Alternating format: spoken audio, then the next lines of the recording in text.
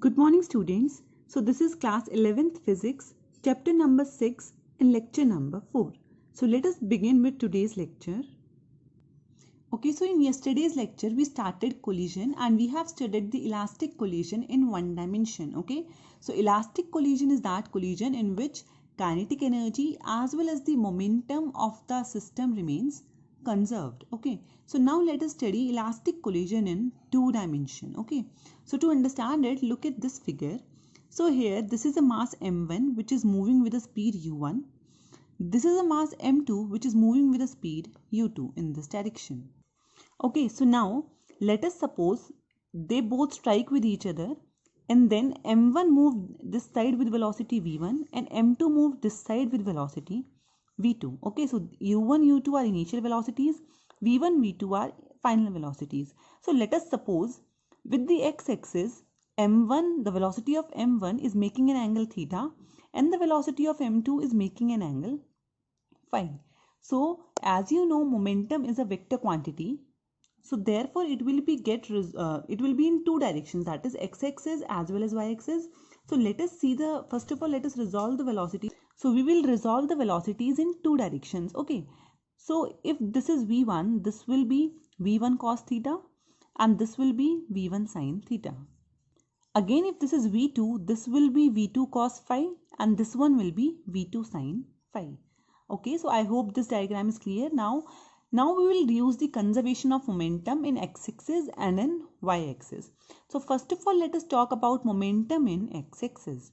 So now, see, this is your x-axis. Initial momentum in x-axis was m1 u1 plus m2 u2, because initially both of them were having the velocities in x-axis. So m1 u1 plus m2 u2 is initial momentum in x-axis is equals to now final momentum in x-axis. As you can say, these two velocities are in x-axis finally. So final velocity will be m1 v1 cos theta plus m2 v2 cos phi.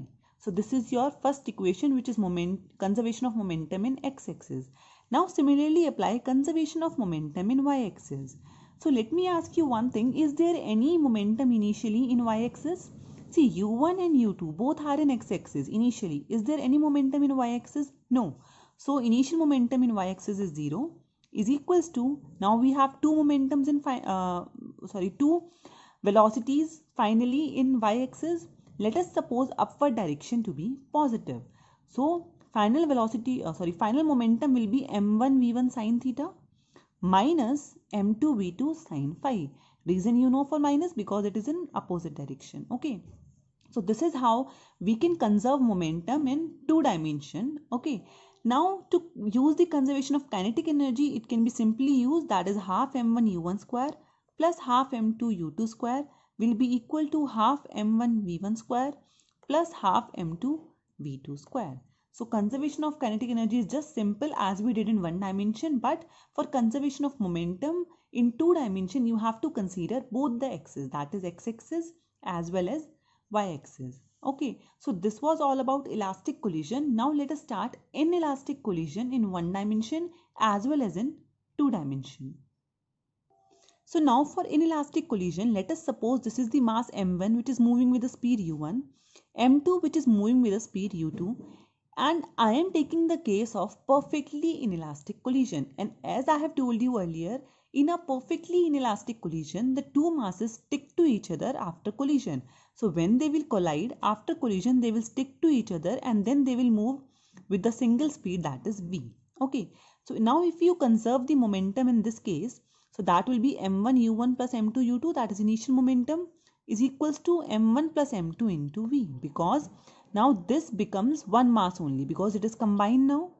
Okay, so now to make it simple, let us assume u2 is 0. That is, let us suppose this mass was initially at rest. Okay, so if u2 is 0, the conservation of momentum will become m1 u1, this is 0, is equals to m1 plus m2 into v.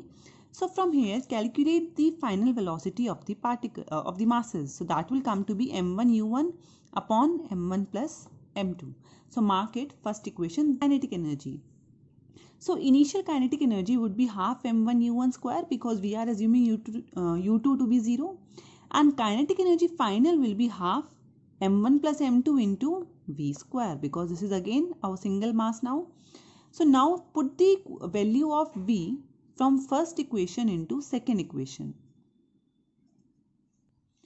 So if you will put v here, that will be m1 u1 square upon m1 plus m2 whole square. So this term will cancel out. So you will be left with m1 square u1 square upon 2 m1 plus m2. So this is your initial kinetic energy and this is your final kinetic energy. Now this is an inelastic collision. In inelastic collision, kinetic energy is not conserved. So therefore, as I told you earlier also, there is a loss of kinetic energy in inelastic collision. So now we will prove that. So how to prove that? Just we will do kinetic energy initial minus kinetic energy final. We will solve this term and we will see either it is coming positive or negative. If it came to be positive, then that means kinetic energy initial would be greater than kinetic energy final. So this will imply that there is a loss in kinetic energy. Okay, so let us do that. Kinetic energy initial is half m1 u1 square minus this is kinetic energy final, half m1 u1 square upon m1 plus m2. So just I have taken the LCM. LCM would be 2 m1 plus m2 and then solve it in your numerator. Okay, so you will get this equation. So when you will solve it, it will become m1 u1 square plus m1 m2 u1 square minus m1 u1 square. Okay, so by mistake a 2 is left here, so this will be m1 square because here we have m1 square, so this will be m1 square. Okay, so this will be also minus m1 square u1 square, so this term will cancel out. So you will be left with m1 m2 u1 square upon 2 m1 plus m2. Now see, masses are positive, square of anything is positive, 2 is positive, and again sum of masses will be positive.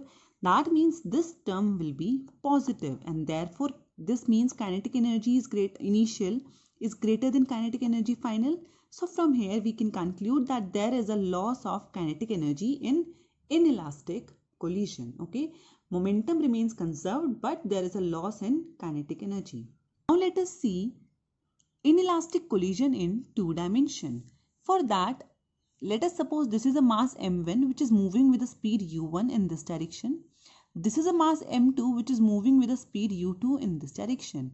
Again, I am taking perfectly inelastic collision. That is, when it will strike this one, they both stick to each other and start moving with a velocity v. Now, let us suppose this angle is theta and this angle is phi. So just resolve the velocities now. So if this is u1, this will be u1 cos theta and this will be u1 sin theta, right? If this is v, this will be this will be v cos phi and this will be v sin phi. u2 is initially in x-axis, so we need not to resolve u2.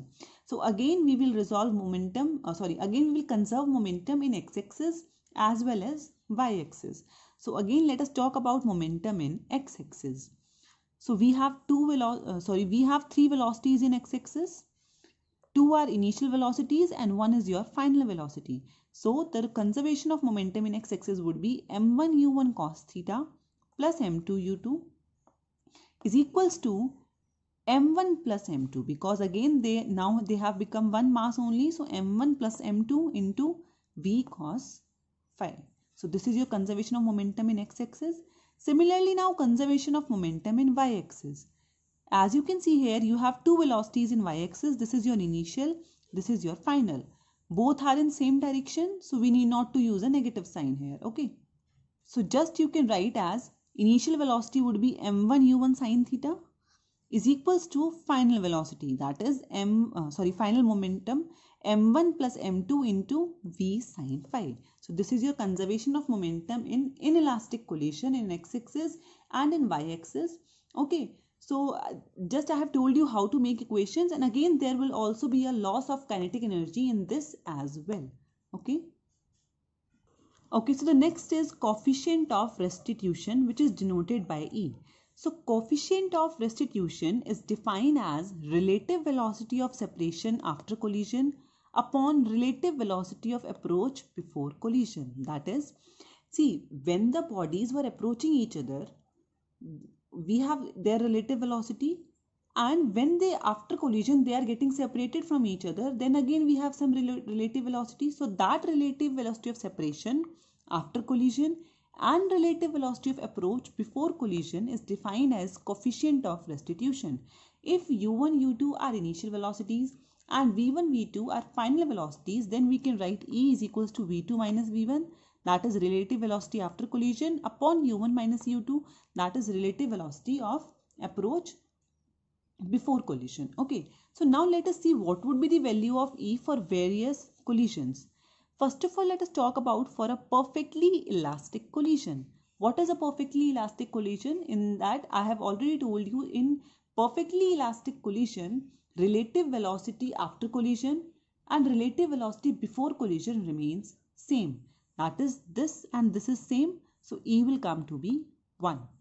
For a perfectly inelastic collision, in perfectly inelastic collision, the bodies stick to each other after collision. That means relative velocity of separation, that is this, is 0 because they did not get separated. So therefore E will come to be 0 in this case. Okay. So for all other collisions, value of E lies between 0 and 1. For perfectly elastic, this is 1. For perfectly inelastic, this is 0. And for all other collisions, the value of E will lie between 0 to 1. Okay. Okay, students. So now I'll discuss the homework solutions of lecture number 3. So first is question number 13. It says a raindrop of radius 2 millimeter, that is 2 into 10 to the power minus 3 meters, falls from a height of 500 meters. It falls with decreasing acceleration due to viscous resistance of air until half of its original height. It attains its maximum speed and moves with uniform speed thereafter. That is, it is moving under the air resistance. Okay, so up to the half distance, that is up to the 250 meters, it has come by decreasing acceleration, that is its speed is going on decreasing. Okay, and after that for other half time it is moving with uniform speed. So you have to calculate what is the work done by the gravitational force on the drop in the first half and second half of the journey. So work done will be nothing but force into displacement. So force is mg, that is its weight, and displacement is 250 meters for first half journey, right? So now to calculate m, we'll use the formula density into volume. Density of the drop is 4 by 3 pi r cube and volume is 10 to the power 3. Volume is 4 by 3 pi r cube and density is given to be 10 to the power 3 in the question. Okay, so now r is also given in the question, you know pi, so from here you can calculate m, that will come to be 3.35 into 10 to the power minus 5 kilograms. So now work done will be equal to force into displacement. So this is your mg into s, that is for first half distance. So the work done will come to be 0.082 joules. Okay, and understand whether the drop moves with decreasing acceleration or with uniform speed, work done by the gravitational force on the drop will remain same. That is, in the first half as well as in the second half, this force will be there due to gravitational force on the drop. Okay, so the second part of the question says what is the work done by the resistive force in the entire journey if the speed on reaching the ground is 10 to the power 10 meter per second. Okay, so to calculate the work done by resistive force, we will use the formula by work energy theorem, that is work done is equals to change in kinetic energy. Okay, so now let us calculate the energy. Okay, so as you know, height is given to be 500 meters and we know m and g of the drop, m of the drop and g. So from that, if you calculate energy at the ground, that will come to be 0.164 joules. But in this question, it is the speed of the your drop when it reaches the ground is also given. From that, let us calculate the actual energy. So half mv square, that is 10 meter per second. So from here, the actual energy will come to be this. That means this is the calculation from this one and the actual energy is this. So we can calculate the loss in, or you can say change in kinetic energy. So work done by the resistive force will be equal to change in kinetic energy, that is 0.164 minus 1.67 into 10 to the power minus 3. That is this minus this. So the answer will come to be 0.1623 joules. Okay, so next is question number 20. It says a body of mass 0.5 kilogram moving with this much velocity, that is a x to the power 3 by 2, and with acceleration of 5 m to the power minus 1 by 2 per second. Okay, so now clearly understand here, a is just a constant. It is not acceleration, because if you see the units of this, a is not acceleration. Okay, so you have to calculate the work done by the net force during the displacement from x equal to 0 to x is equals to 2 meters. Okay, so let us first of all calculate the velocity at x equal to 0 and velocity at x equal to 2 meters. Okay, so at x equal to 0, let us denote the velocity by v1. So if x is 0, see, v will come to be 0. That means v1 is 0. Now if x is equals to 2, let us denote it by that v2, that is equals to a 2 to the power 3 by 2. A is given in the question to be 5. So v2 will be equal to 5 2 to the power 3 by 2. Now simply work done will be nothing but change in kinetic energy. So just use the formula half m v2 square minus half m v1 square. This is 0, so half m v1 square will become 0. So half m v2 square. So from here the answer will come to be 50 joules. Okay, so the next is question number 21. It says the blades of a windmill sweep out a circle of area A. In first part, you have to calculate if the wind flows at a velocity v perpendicular to the circle, what is the mass of air passing through it in time t. Okay, so if I calculate volume per second, that will be equal to AV. Why? Because see, if I am confirming it through the dimensions, volume is L cube, per second means upon time, area is L square and velocity is Lt minus 1. So when you will solve it, it will come to be L cube upon T. That means dimensionally this is correct. So volume per second can be written as AV. Okay. So now if I want to calculate mass per second, as you know density is mass upon volume. We have volume per second and we want to calculate mass per second. So mass per second will be equal to volume per second, that is AV into density. Okay, so from here, if this is the mass per second, then the mass of air passing in t second will be just this multiplied by t. So this is the mass of air passing in t seconds. Okay. In B part, you have to calculate what is kinetic energy of the air. So this is simple. Kinetic energy is half mv square. Half m you have just calculated, that is AV rho t into v square. So you will get the answer of kinetic energy. C part says, assume that the windmill converts 25% of the wind energy into electrical energy and that area is 30 and speed is 36 km per hour. Density is also given. Then you have to calculate electrical power produced. So first of all, because 25% energy is getting converted into electrical energy, so let us calculate energy produced. That is 25% of this energy. So that will come to be 1 by 8 AV cube rho T. Okay. So now this is the energy produced. So as you know, power is defined as work done upon time taken, or you can say energy upon time taken, because work done is a form of energy only. So energy, this is this upon time taken. So solve it. You are given A, V, rho, everything in the question. T will just cancel out. So the answer will come to be 4.5 kilowatt. Okay, so next is question number 22. It says a person trying to lose weight lifts a 10 kilogram mass through 0.5 meters and he is doing it 1000 times. Okay, so you are given, assume that the potential energy lost each time she lowers the mass is dissipated. Then you have to calculate how much work does she do against the gravitational force. Again, the work done will be gravitational force into displacement and into 1000, because she is doing this 1000 times. So we will be multiplying the work done by 1000. So you are given everything in the question. Just solve it. You will get the answer to be 49,000 joules. Okay. In B part, it is given fat supplies 3.8 into 10 to the power 7 joule of energy per kilogram, which is converted to mechanical energy with a 20% efficiency rate. Then you have to calculate how much fat will the dieter use up. Okay, so First of all, let us calculate mechanical energy supplied by the 1 kilogram of fat. So this is 20%. So that means 20% of 3.8 into 10 to the power 7. See, because it is the energy supplied by per kilogram and it is supplied with 20% efficiency. So we are doing it 20%. So you will get this. That is mechanical energy supplied by 1 kilogram of fat is this much. So now can you tell me what will be the fat used? Just use unitary method.